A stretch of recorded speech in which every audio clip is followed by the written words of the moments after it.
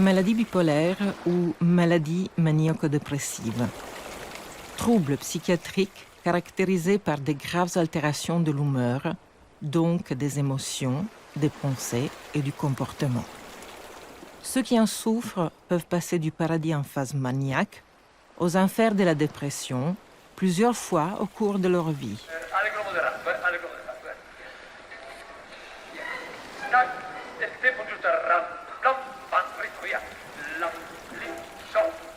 Mon histoire personnelle est un exemple éclatant de comment la maladie peut forger un destin.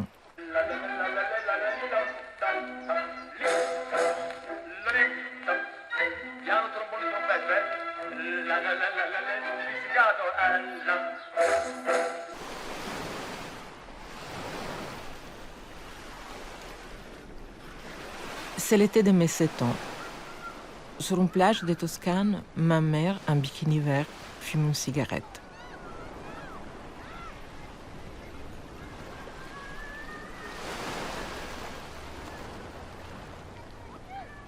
Mon père, sur une chaise longue, nous observe, ma sœur Sylvia et moi.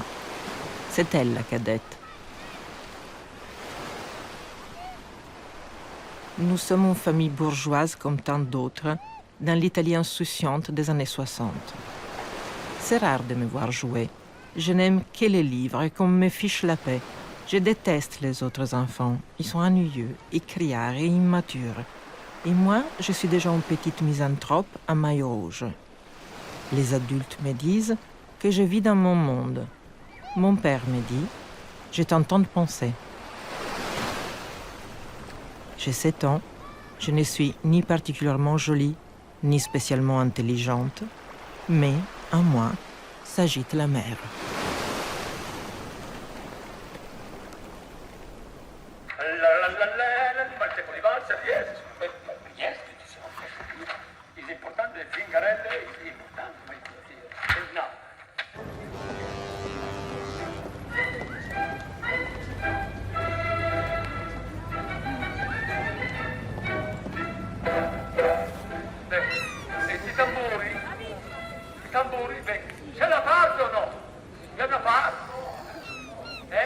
Venise, ville où j'ai vécu les 10 années les plus aiguës de ma maladie. Venise est en elle-même une ville bipolaire, le lieu idéal où perdre complètement la raison entre ces lumières d'été encombrées de touristes et ces ombres tristes et pleines de brouillard l'hiver. Venise qui me connaît bien, Venise alcoolique, Venise qui me mène en bateau, Venise que je quittais.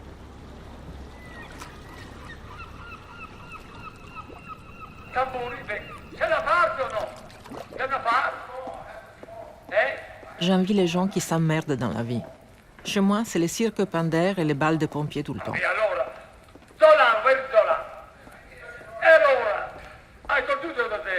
Arturo, basta! Oui, je sais qu'Arturo Toscanini est mort en 1953. Malheureusement, il s'est réincarné dans ma tête. Il dirige mes journées avec bruit et fureur. Il continue la nuit, même dans mes rares heures de sommeil. J'ai dû apprendre à cohabiter avec lui et ses orchestres. C'est à l'été 1978 que j'ai inauguré son théâtre dans mon cerveau. Quand, étudiante à Vienne, Arturo m'a conduite dans un tourbillon de sexe, drugs and rock and roll qui a abouti à une rentrée suicidaire.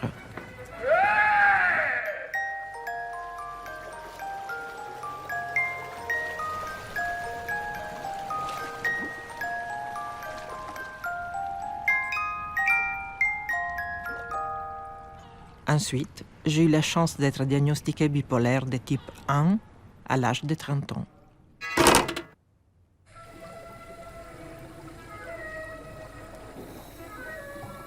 Mais il n'y a pas que moi.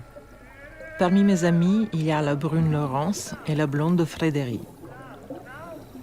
Nous nous entendons bien car nous sommes toutes les trois filles de l'excès.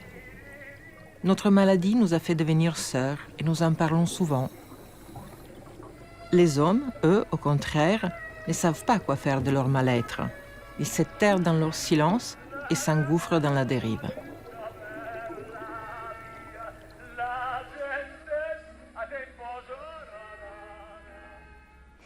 J'ai été diagnostiquée bipolaire à 45 ans. J'ai été diagnostiquée à l'âge de 37 ans, psychomaniaco-dépressive à trouble bipolaire avec épisode submaniaque à tendance agressive. La dépression, malgré le dépacote, a repris le dessus. Voilà, j'ai la dose. Vous avez la dose, Ouais. pour le mois. Merci beaucoup. Merci. Bonne journée. Bonne journée, bon après-midi. Au revoir. Merci, au revoir.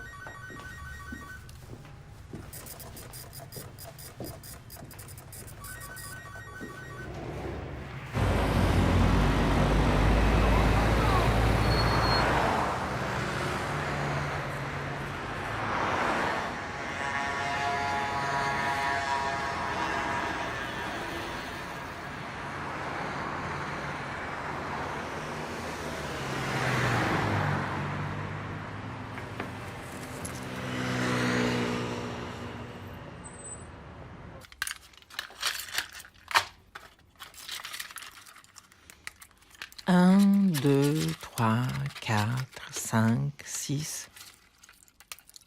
Voici les médicaments, notre premier et notre dernier rite de la journée. L'ouverture de notre ombrelle chimique, l'ordonnance paratonnerre de la folie. Mais parfois, ça ne suffit pas.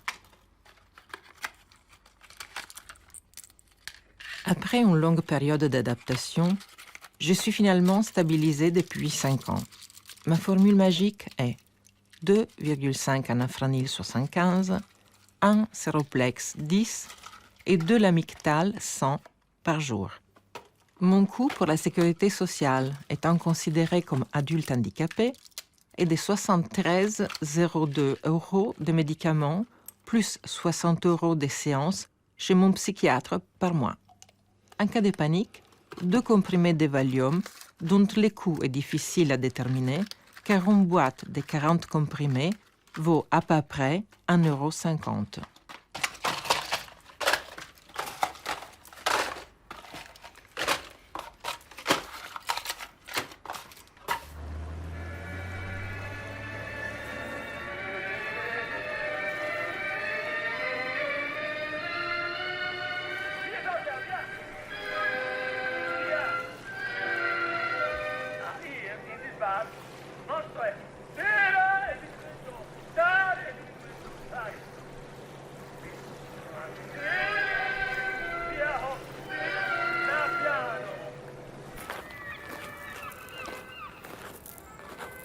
J'accomplis souvent mon plus cher rituel, ma quête de protection.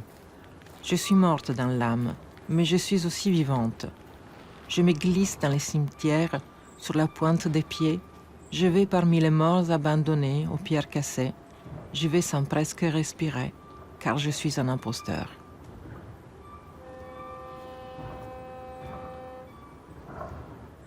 Leggeri accompagnamenti, tutti leggeri corsi.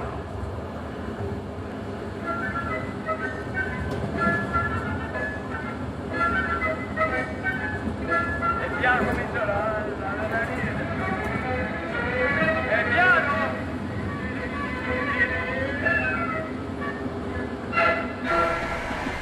Quand je suis en phase maniaque, j'organise des voyages. J'ouvre un restaurant sur la plage de Koh Samui. Non, une boutique de lingerie à Canton. Non, finalement, ça sera une épicerie fine à Bangalore. Je calcule le prix d'un aller-retour en avion à Hong Kong en première classe, que je paye avec un chèque en bois. J'ouvre un crédit à ma banque, car je suis toute puissante et je foisonne d'idées géniales. Parfois, je pars réellement en voyage. Je passe à l'acte. C'est navrant, j'arrive quelque part sans savoir ce que je fais là. Je suis un satellite en orbite autour de la manie. Une vie bipolaire est un parcours de fractures. En l'espace de 10 ans, je me suis installée dans 4 pays différents. J'ai changé de maison tous les 2 mois. Je me suis mariée et divorcée 2 fois. J'ai fait un tas de boulots incongrus, dont journaliste de presse gratuite et stripteaseuse à Pigalle.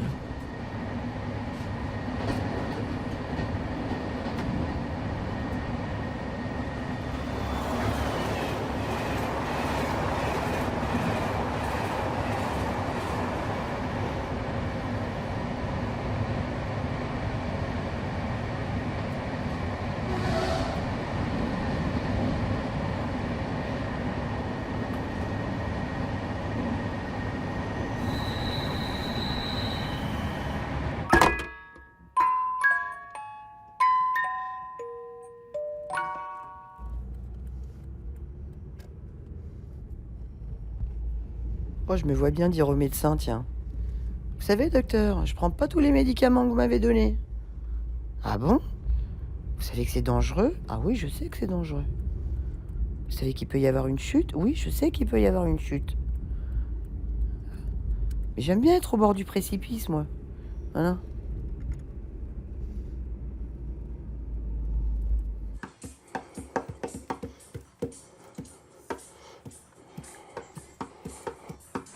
« 5 heures du mat, j'ai des frissons. Je claque des dents et je monte le son. Seul sur mon diaphragme froissé, c'est l'insomnie, sommeil cassé. Je perds la tête et mes cigarettes sont toutes fumées dans le cendrier. C'est plein de Kleenex et de bouteilles vides. Je suis tout seul, tout seul, tout seul.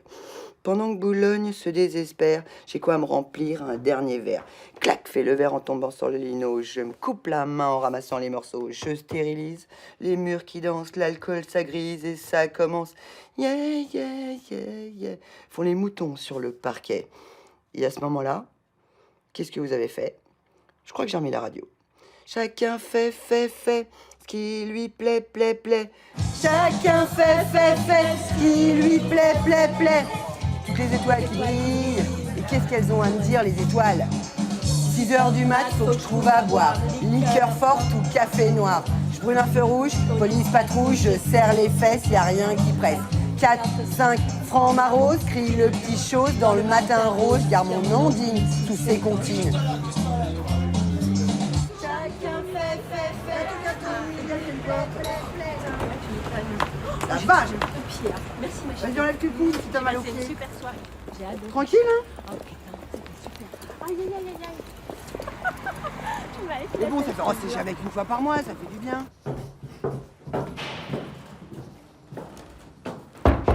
Louis? Louis, c'est Caterina. Louis, t'es là?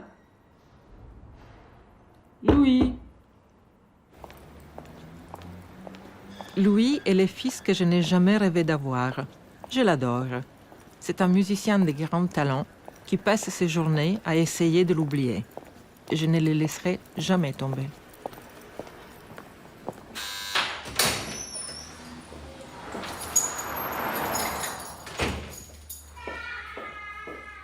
Plusieurs d'entre nous n'iront jamais mieux, car ils ne sont pas diagnostiqués en tant que bipolaires. Pendant de longues années, les diagnostics sont dépression, troubles anxiogènes, graves troubles alimentaires, troubles de la personnalité, irritabilité, violence injustifiée, abus de drogue, alcoolisme. Il faut souvent une dizaine d'années et plusieurs psychiatres pour reconnaître le vrai visage de la maladie. En conséquence, le temps perdu et les mauvais médicaments empirent les problèmes. Difficile d'imaginer que des facteurs climatiques, le manque de sommeil, l'abus de café ou bien une légère peine amoureuse peuvent déclencher chez nous des conduites à risque irrémédiables.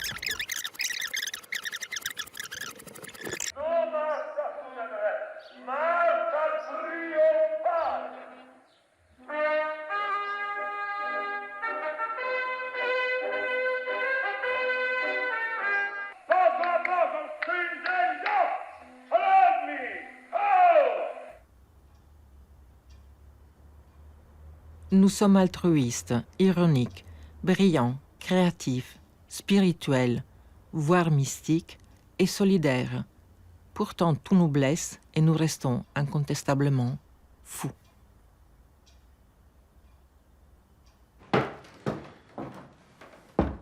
Louis?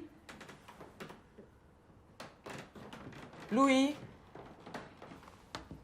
Louis? Louis, c'est Catherine, a fait chier.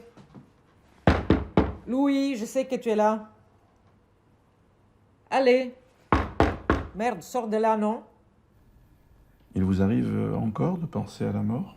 Mais j'y pense tout le temps. Mhm. Tout le temps. Elle est présente... Elle est présente chaque...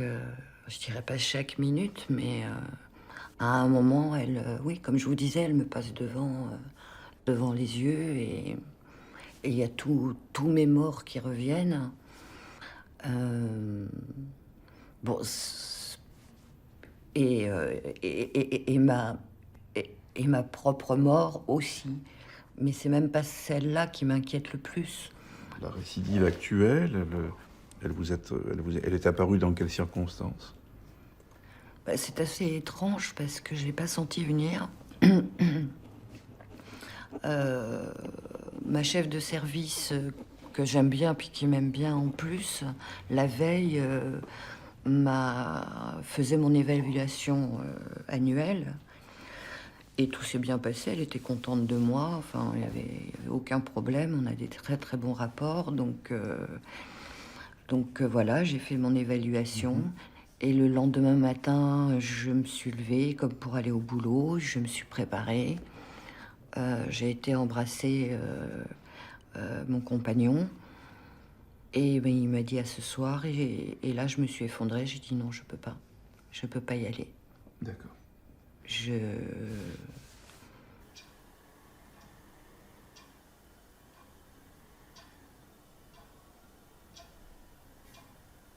Every note, you have a line. Every note. Here. Bipolaire, bipolaire. Est-ce que j'ai une gueule de bipolaire? Tout le monde est bipolaire aujourd'hui, merde.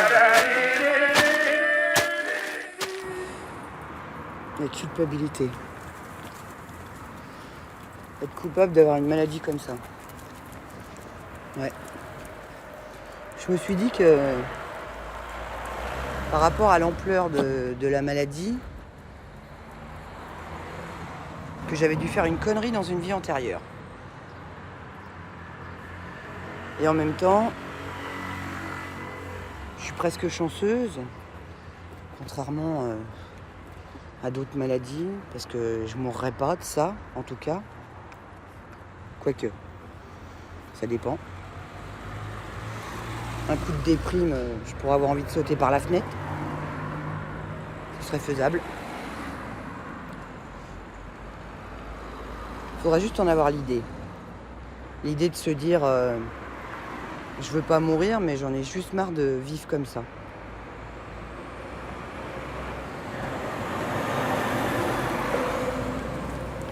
Allez les filles.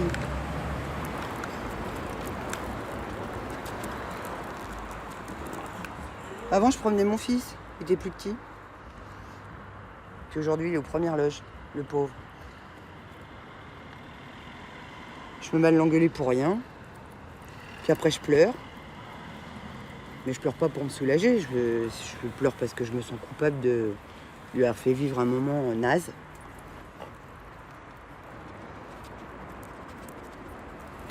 Parce que finalement, la culpabilité, c'est ça. C'est de pas se montrer quand on va pas bien. Parce que c'est dur de toujours faire semblant d'aller bien. Faire semblant d'aller bien.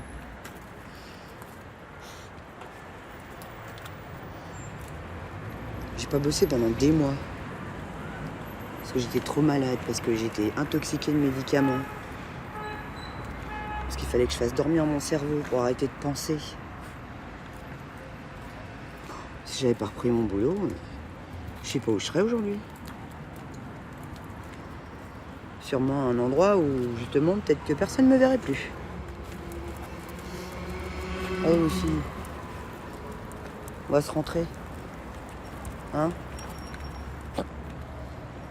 On a fait notre petit tour. On a essayé de voir le jour. C'est pas évident. Hein? D'habitude, je le vois pas moi le jour. Hein? Je dors le jour. J'ai tellement la trouille de la vie normale que je dors le jour.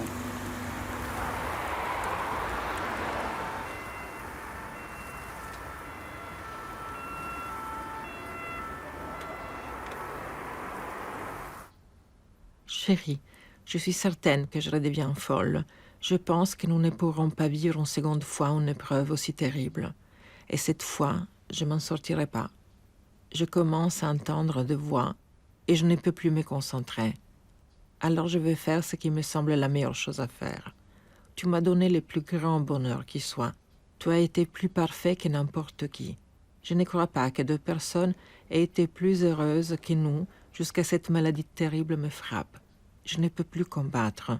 Je sais que je te gâche ta vie et que sans moi, tu pourras travailler. Et tu le feras, je le sais. Tu vois, je n'arrive même pas à m'exprimer correctement. Je ne peux plus lire. Ce que je veux te dire, c'est que je te dois tout le bonheur que j'ai connu. Tu as été totalement patient envers moi et incroyablement bon. Je tiens à le dire, et le monde le sait. Si quelqu'un avait encore pu me sauver, cela aurait été toi. Tout m'échappe, sauf la certitude de ta bonté. Je ne peux plus continuer à gâcher ta vie. Je ne crois pas que deux personnes puissent être plus heureuses que nous l'avons été.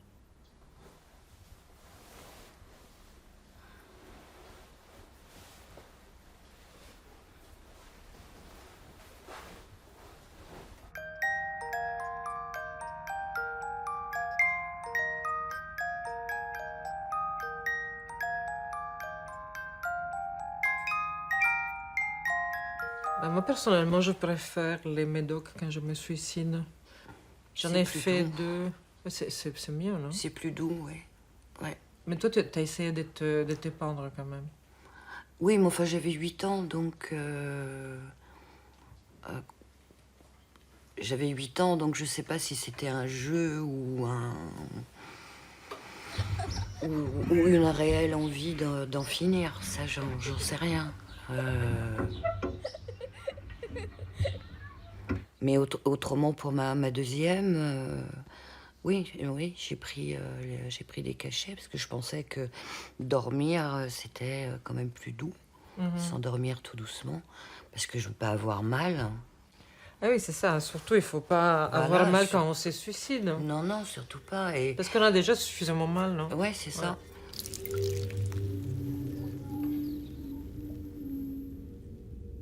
Moi, à chaque fois, je me suicide aux médicaments. Ça me plaît. Je trouve que c'est une bonne manière de faire un bon cadavre, quoi. C'est propre, c'est bien. Mais moi j'avais fait un mauvais dosage, en fait. Ouais. Donc, je suis sortie de ma chambre de bonne et j'ai ouvert le gaz. Ah oui, En j'avais me pas dis- pensé, moi, à ça. Ouais. En me disant, ben, c'est pareil, le gaz, sans penser que ça pouvait C'est dangereux. faire sauter voilà, tout le quartier. Ouais, surtout, moi, je veux pas que d'autres gens crèvent avec Oui, moi. mais je tu pensais vois. pas, voilà, j'y pensais pas du tout à ça. Ah. Pas du tout. Et comme vraiment ça venait pas, j'étais quand même impatiente. J'avais pris comment ça s'appelle, des ampoules. Je me suis dit, bon, bah, je vais en même temps me faire les veines. Avec 3 trucs, je peux y arriver quand même. quoi.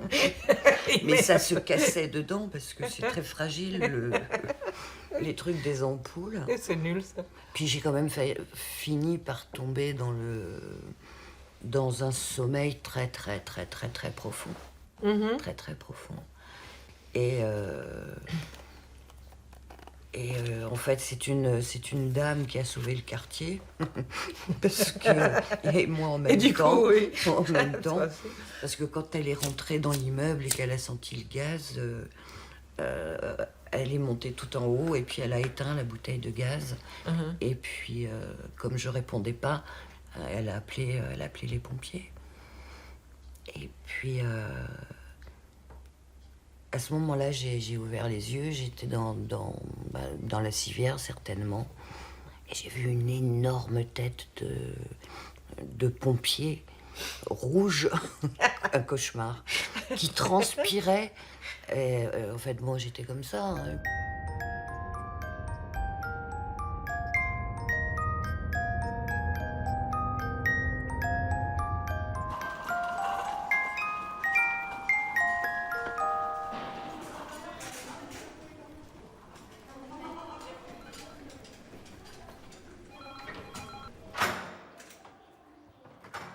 La dernière fois que je suis tombée dans le coma, je me suis retrouvée en psychiatrie. Et comment c'était blanc, quoi. C'était blanc. Même de mes suicides, je me souviens toujours le blanc. Mais c'est génial parce que moi, ça m'apaise. Je voudrais à chaque fois me retrouver, par exemple, tu vois, dans cet état d'âme-là, les soirs quand je vais me coucher. C'est merveilleux. C'est merveilleux. Moi, j'ai pas peur du tout de mourir. Moi, j'ai très peur de vivre, quoi. Oui.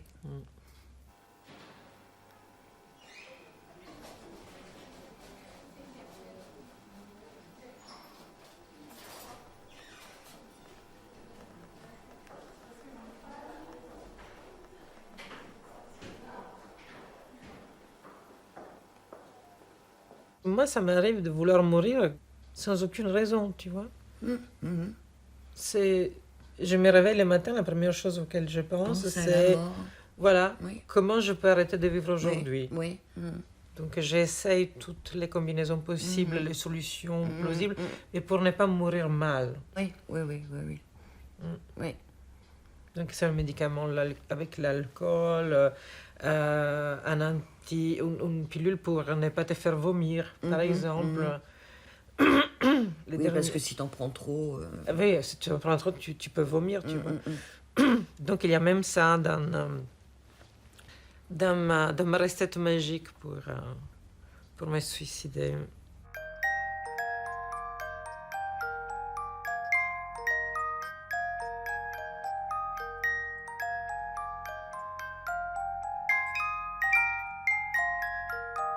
Par exemple, la première fois que je me suis suicidée, je me suis servi dans les placards à Ouais. médicaments de la Ah maison. oui. Tu vois.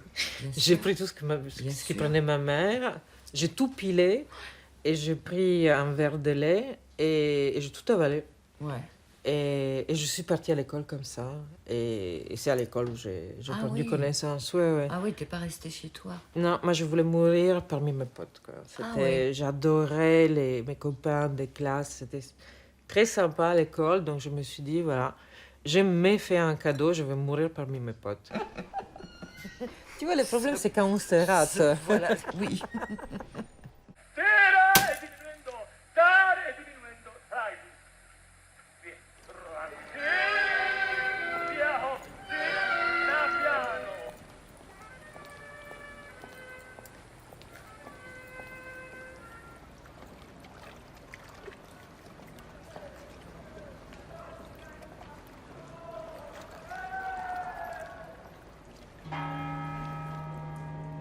Je viens de passer 5 mois dans une dépression noire.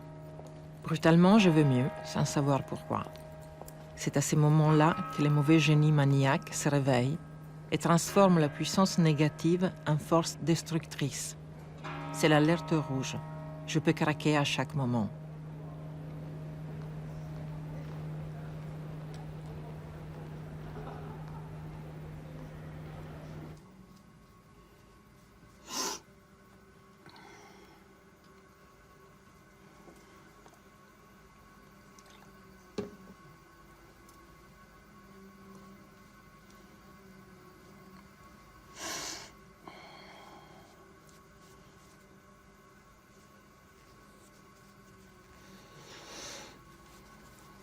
Le masque est tombé.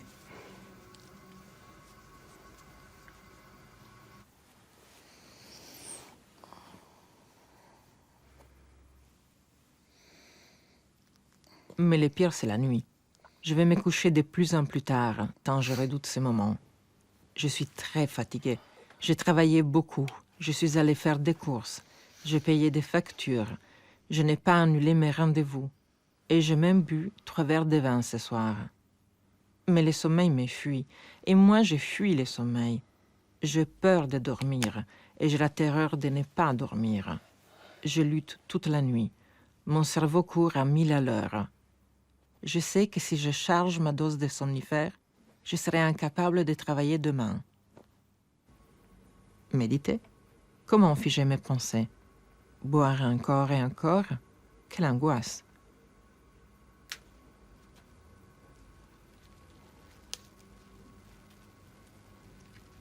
Je pourrais être normale, dormir 8 heures d'affilée, rêver, me réveiller reposée. Mais la nuit, il n'y a que l'eau qui me calme.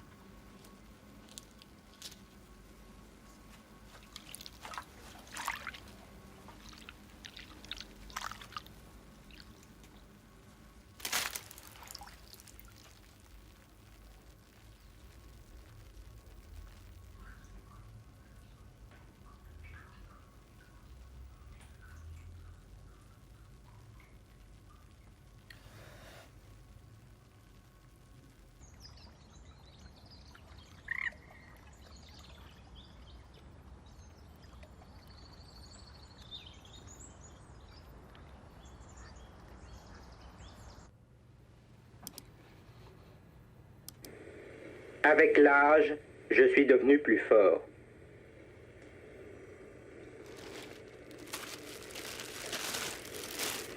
Peut-être me suis-je trompé de sens de dévissage. C'est écrit tout petit. Mais non, c'est bien ça.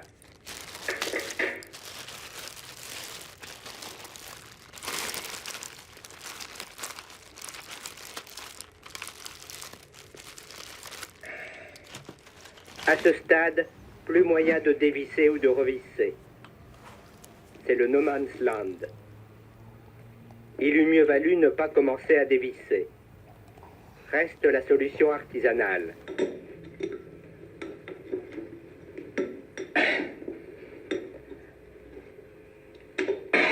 Heureusement, la boutique qui vend le coca vend aussi les produits complémentaires.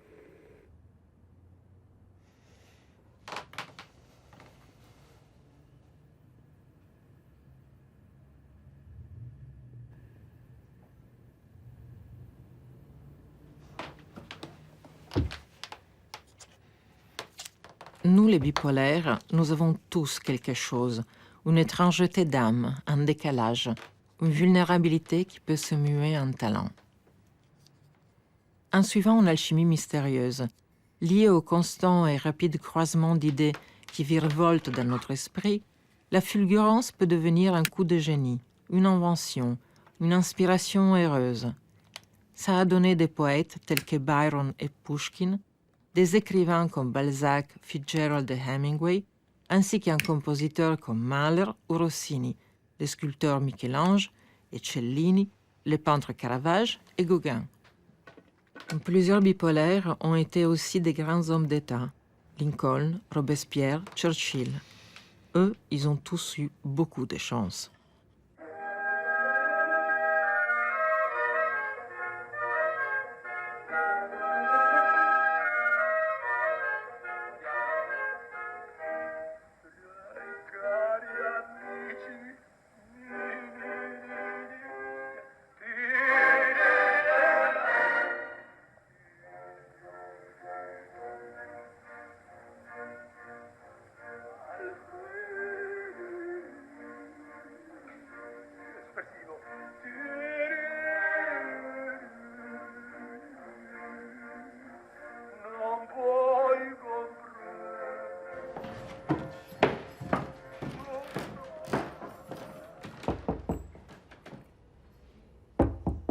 Louis?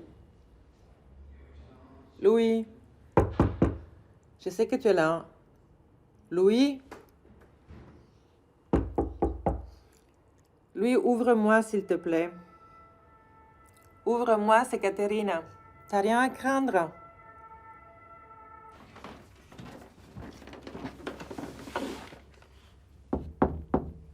Louis, c'est ton déjeuner. Je m'en fous, j'ai pas faim. Tu veux pas sortir un peu? Non, j'ai pas envie de sortir, je vais pas bien, foutez-moi la paix, merde. Ça te ferait du bien pourtant de sortir un peu, de prendre un peu d'air. Bon, je te pose quand même ton plateau. Non, mais je m'en fous, bouffez-le votre plateau. D'accord.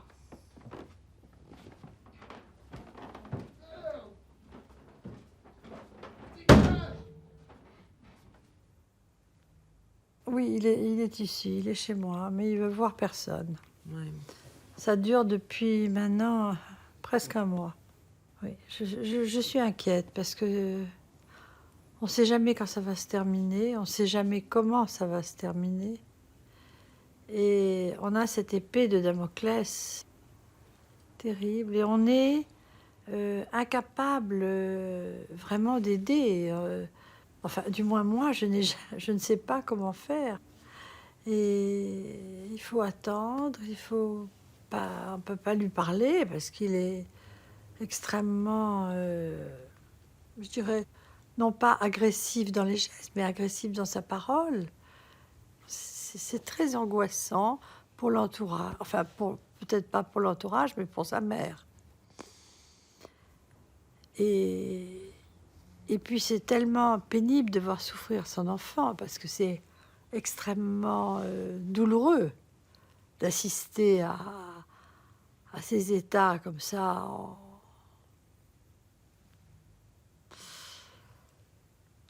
avec ses hauts et ses bas, avec ses... Bon, c'est une grande souffrance pour tout le monde. Et quand il était enfant, il était déjà comme ça? Et alors, quand il était enfant, non, mais il y avait quand même des signes. A posteriori, on comprend qu'il y a des signes. Bon, c'était un enfant très vif, brillant, doué. Il chantait juste avant de parler. Il chantonnait. Il dansait très bien. Il a appris le violon tout jeune. On lui faisait faire des dictées musicales. Il était très doué. Il enchantait son professeur de violon. Son professeur de violon est mort quand il avait 7 ans. Cet enfant a été dévasté d'une manière qui m'a beaucoup alertée quand même, parce que c'était, je dirais pas exagéré, c'est très triste de perdre son professeur de violon, mais c'était des torrents de larmes, enfin, effrayants. Et moi, je pense que j'avais dit dans mon langage de non-initié, ah ben mon fils, où il s'accroche au lustre, où il mord le tapis. Et en fait, ça expliquait peut-être les hauts et les bas de ses humeurs et de ses émotions et de son caractère. Alors après, naturellement, il a été diagnostiqué d'une manière catégorique. Et j'ose dire que c'est pas que ça a été plus facile, mais au moins on comprenait ce qui se passait. Sans tout comprendre, on comprenait un peu mieux que c'était, au fond, j'ose pas dire irréparable, parce que tout peut être atténué et tout peut se soigner, mais enfin que c'était irréversible, disons, que c'était pas quelque chose qui allait passer comme passe l'adolescence. Voilà. Il n'y a rien à faire. Quand on croit que ça va bien, bon, il arrive quelque chose et quand on croit que c'est absolument impossible de s'en sortir, eh ben, il y a une petite lumière qui arrive, je ne sais pas. Mais c'est quand même un exercice de style assez dur à faire et à vivre. Voilà.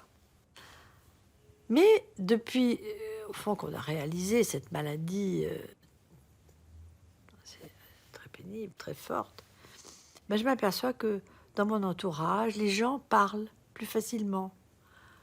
Parce que nous, on ne l'a jamais caché. Enfin, on ne pouvait pas le dire tant qu'on ne savait pas ce que c'était. Mais on ne l'a pas caché, et il n'y a pas de quoi le cacher. Et je pense qu'en parler, et puis accepter, ça aide un peu quand même. Ça ne résout pas tout, mais ça aide un peu. D'ailleurs, ici, il y a un festival de bipolaire. Parce que j'ai pas mal d'amis aussi qui le sont. Enfin... Et on accepte mieux, voilà, des parents, des amis, bon.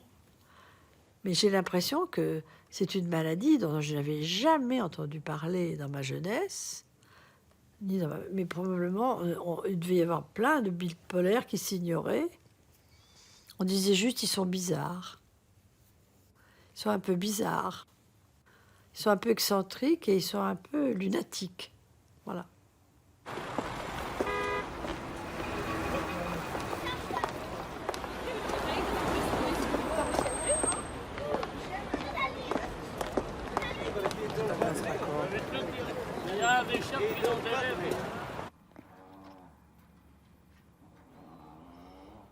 J'ai peur du métro, j'ai peur des grandes surfaces, j'ai peur des queues à la caisse. C'est pas de la peur, c'est pas une peur, c'est de me dire qu'est-ce qui va bien se passer dans mon cerveau dérangé qui ferait le truc qui va me faire partir en vrille. Rien, n'importe quoi. Ça peut être juste le caddie qui remue et que ça m'agace à ce moment-là. J'ai agressé une nana une fois dans un centre commercial comme ça. Tout ça parce qu'elle m'avait heurté avec son caddie. Je l'ai mal pris, je l'ai insulté tous les noms, la pauvre fille. Pas parce qu'il m'avait heurté avec le caddie, mais parce qu'elle s'était pas excusée. Elle a eu de la chance, hein. J'aurais pu lui mettre le nez dans son caddie, moi.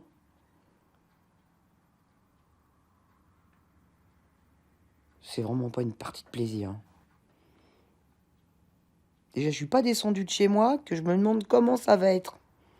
Faut bien que j'aille faire des courses. Alors, je choisis des petites structures. Voilà. Je connais les rayons par cœur, hop là. J'y vais à des heures où il n'y a personne. Un jour, je vais finir par sortir mes chiens la nuit. Alors là, pour le coup, je serai sûre de rencontrer personne. Je vais me désociabiliser toute seule. Je vais être avec moi et moi. Voilà, on sera deux. De toute façon, je suis déjà deux, alors...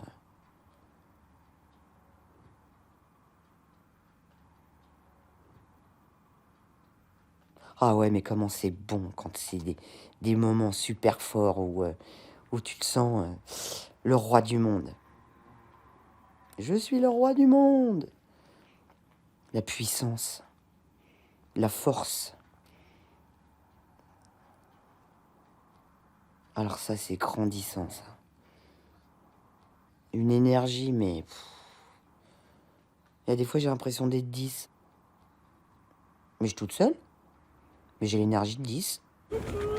Rapide, extrême, illusion, irritable, bagarre, insomnie, incontrôlable, frénésie, impulsivité, fixation, passion, anxiété, infatuation, terreur, rage, énergie, excitation, grandiose, très occupé, dynamique, amical, euphorique, tout-puissant, risqué, destructif, paranoïaque, logoré, inquiétude.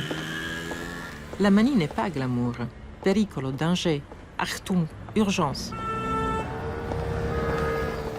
Je fais 1000 choses à la fois, tout le temps, à 1000 à l'heure, dans une joie douloureuse, car c'est le pire des moments, quand tout peut s'effondrer sous mes pieds d'encens.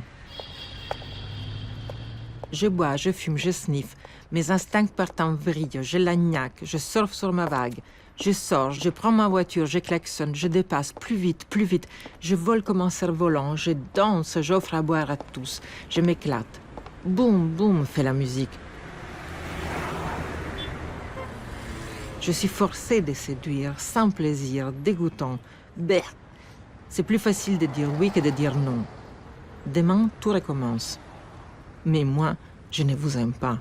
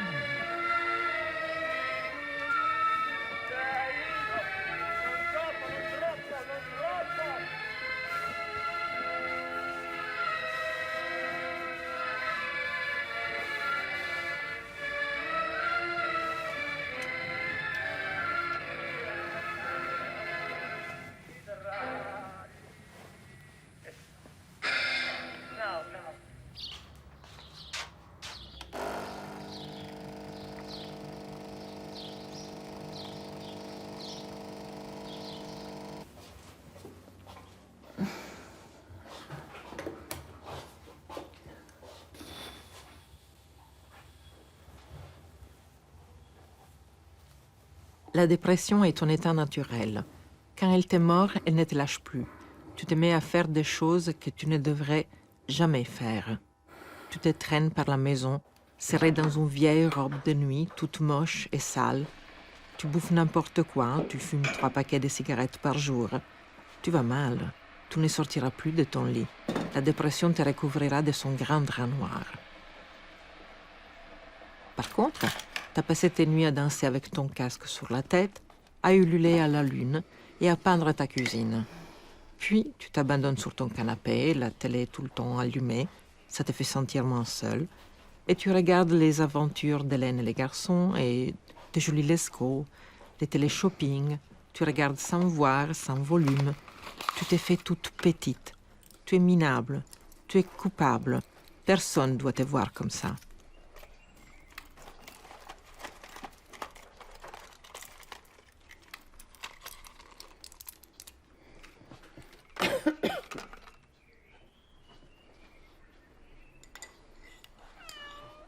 Oh, Lola.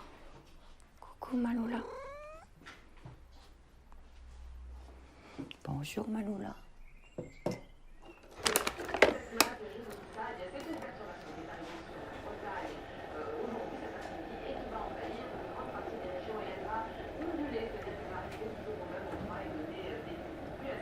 Ça, c'est comme pour savoir si c'est un documentaire ou un film de fiction. Quand on est réalisateur, on pense à la balance après. Et si on a maigri, c'est que c'est un film de fiction, parce qu'il y a plus de travail avec les acteurs. Et si on a grossi, eh bien c'est que c'est du documentaire, parce qu'on n'a pas grand-chose à foutre.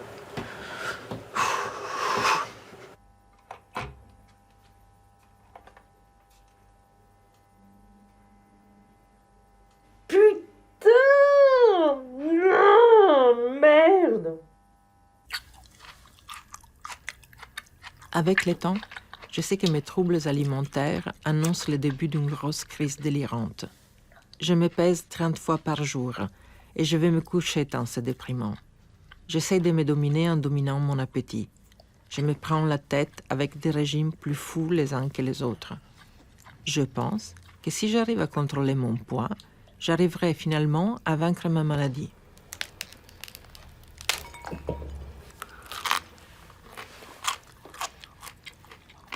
C'est l'heure des aliments blancs. Ils sont capables de laver mon cerveau. Au moins, c'est ce que j'ai envie de croire.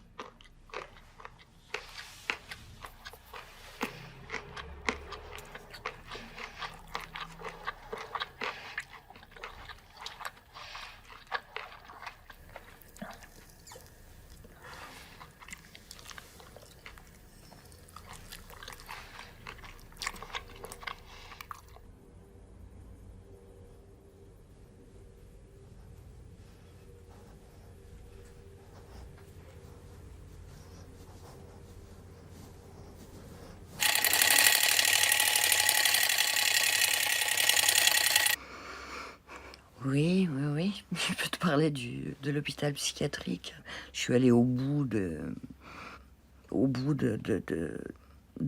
l'enfer, quoi. Là, il y avait un gros mélange de pathologies et vraiment des pathologies graves. On avait un bocal où on pouvait aller fumer, parce qu'on fume beaucoup en hôpital psychiatrique. On s'y ennuie beaucoup. On était beaucoup de femmes. Il y avait très très peu d'hommes. En fait, j'avais qu'une copine. Et puis qu'une copine et une fille que j'avais pris en charge parce qu'elle était tellement émouvante, elle était très, très atteinte. Sans arrêt, elle répétait mais j'ai pas de vêtements, mais j'ai pas de vêtements, je peux pas m'habiller, j'ai pas de vêtements. Et elle avait un air tellement désespéré. Elle avait pris toutes sortes de substances quand elle était plus jeune et que donc on l'avait pris en charge et on allait dans sa chambre et on lui disait si regarde ton mari t'a apporté des vêtements. Non, j'ai pas de vêtements, j'ai pas de vêtements, j'ai pas de vêtements.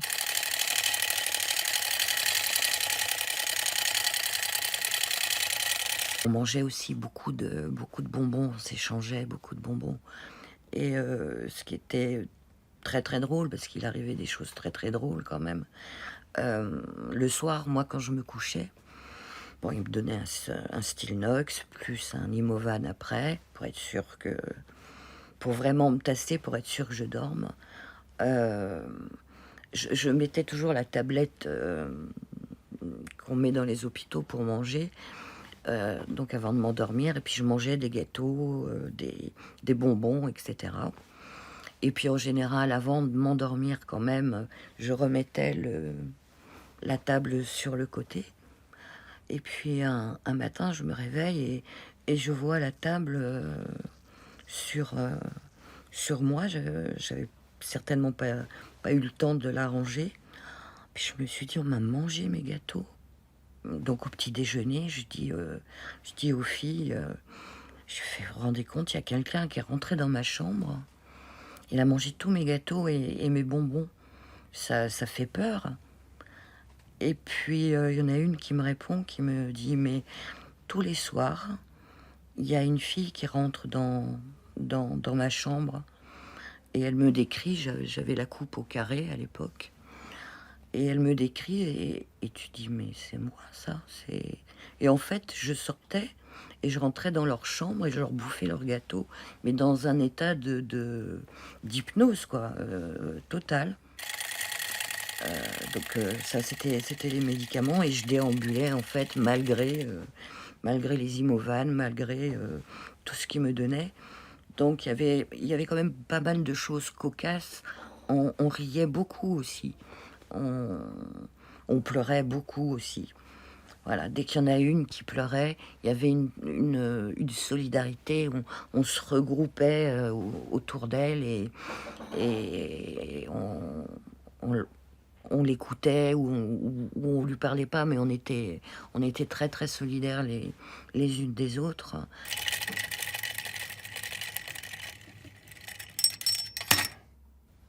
Ce qui nous faisait très très très mal aussi, c'est quand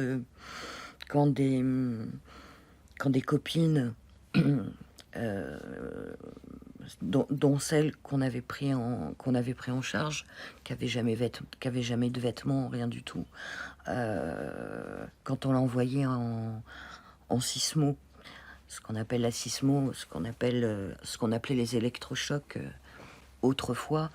Et puis qu'on la voyait partir au petit déjeuner sur son brancard et de se dire, elle va se prendre voilà, du courant dans la tête, puis elle va être complètement, jusqu'au moins au lendemain ou pendant 3 jours, complètement l'esprit vide. Et ça, c'était des choses qui nous désespéraient et qui nous faisaient très très peur.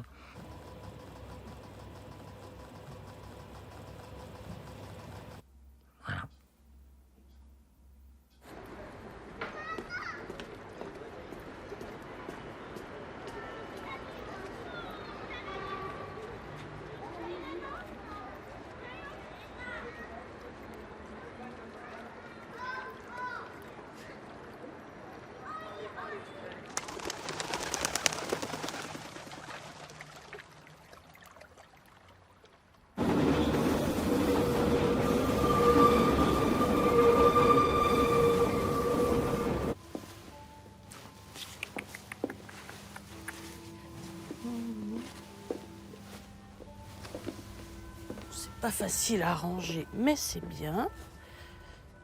Là, ça brille. Ça, c'est pas mal non plus quand même. Ça, c'est pas mal non plus.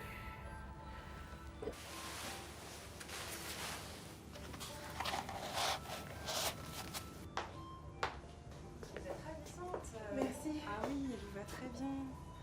Faites voir, tournez-vous doucement que je vois. Ah oui, elle tombe bien. Non, ah oui, je pense que c'est la bonne taille. Est-ce que vous êtes à l'aise? Oui, je suis très à l'aise. C'est vrai? Ouais. Ah non, le décolleté est très joli. Que font des filles dans les salons VIP de la boutique Pronuptia?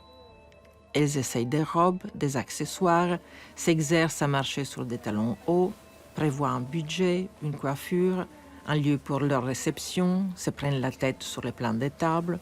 Il ne faut pas mettre maman avec l'oncle Robert, ni la cousine Marie avec tante Paulette.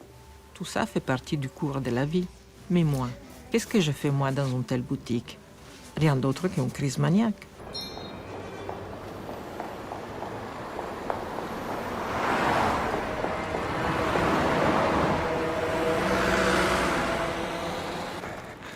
Je peux pas marcher, j'ai peur, j'ai mal, j'ai soif. J'aime les chats, Maman, je veux un cheval rose, rose per te. Ho comprato stasera e il mio cuore lo sa. Cosa voglio da te? Pam, pam. Pourquoi tu m'obliges à skier? Va-t'en, reste. T'es pas drôle. J'emmerde les dimanches, j'emmerde les normes. Quelle odeur, c'est mauvais, je vais faire pilote militaire. On fait un gâteau à la crème. Il y a un homme dans mon lit. Enrico, c'est mio fratello, tutto biondo, mi protegge per favore. Je vais aller à la plage, laissez-moi danser. J'aime bien les chaussures en vernis. Pourquoi tu me mets des bottes? Tu m'oublies au supermarché à chaque fois. J'ai peur des clowns, ils font du bruit. Aiuto! Parce que je t'aime, il y a une tache d'encre sur ma chemise, sur ma main, sur mes doigts. Uno, due, tre, le bateau passe. Je n'ai pas sommeil. Attends, faisons un dessin.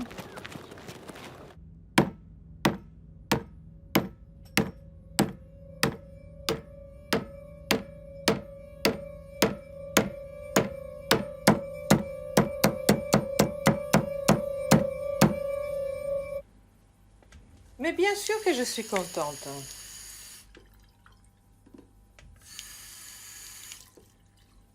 Mais oui, mais bien sûr.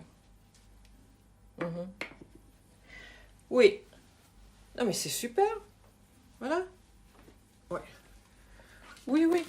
J'ai compris, oui. Ça va mieux, quoi. Lui, il faut que tu me parles plus lentement, par contre. Louis, écoute. Oui, je vois où c'est, oui. Lui, j'ai compris. Mhm. Mhm. Bah oui. Bah, écoute, les billets. Les billets. Ouh, Louis, celui-là. Louis. Les billets. Mais je viens de te voir. Après. Oui, on va parler, oui. Oui, mais il faut que tu me laisses les billets chez le videur. OK? D'accord. Bon, écoute, je suis ravie de te voir. Hein? J'arrive tout de suite, t'inquiète pas. OK. Je termine. OK, d'accord. Merci beaucoup. Oh, tu me fais un sax. Pour essayer des nouvelles choses.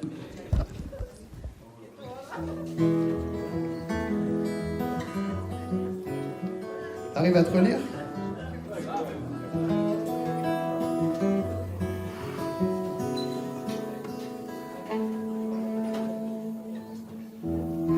Said my very birth was daunted. Said I was born unwanted, and I was meant to drown. They didn't let me be a child when I was young and wild. They'd only put me down. They predicted this, they predicted that. They cursed me all they could. Ran out from the crystal ball saying I was just no good. But I found inside the strength to carry on. So I guess the fortune tellers had it wrong.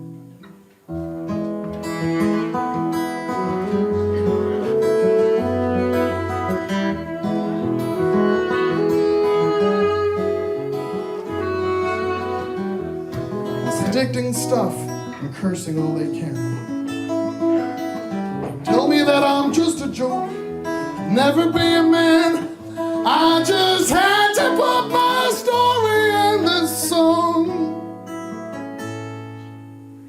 Now we know the fortune tellers have it.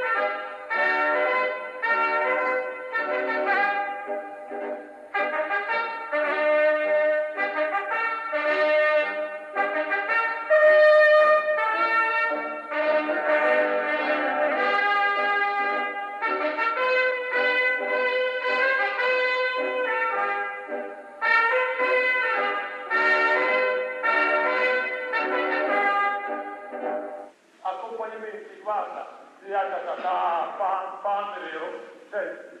Dove ti va andare, un po' marcato, vero? Vieni, a letto, via.